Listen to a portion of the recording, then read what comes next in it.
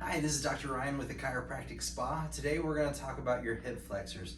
So the hip flexor complex is actually two muscles that come together to produce one motion, and we call that hip flexion. So when we shorten this angle between the torso and the thigh, we're going into flexion. So that muscle is actually very unique. It's the only muscle that attaches to the front of the body and into the spine. So it actually, if it gets too tight, will pull our spine forward and keep us hunched in, so we get this tilt in the pelvis like this from that muscle. So a lot of times I find that that muscle is just short. It's not strong, it's just really tight. And usually when a muscle is tight, it becomes weaker. And so what I want to show you is how we can strengthen that muscle really easy. And so all you need for this is a band, preferably a circle band, a band that's a closed loop.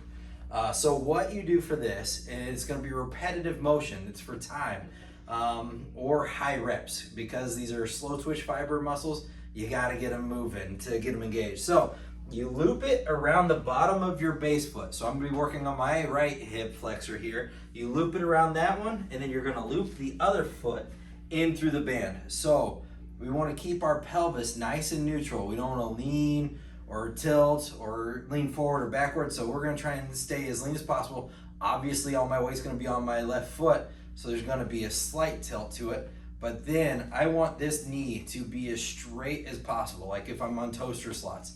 What we see is if you have weak hip flexors and your glutes are taking over, a lot of people will do this number. Or if your adductors, the inside muscles, are too strong, you'll see the hip actually kink like this. So what we want to do is make sure those hips are firing right up front and march. You're just going to repeat. Now you can oscillate and do side to side.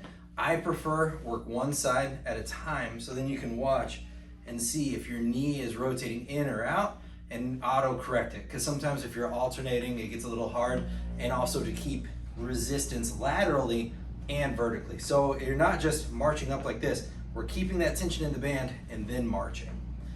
Give that a shot. That should feel really warm in the hip flexors. It should feel great.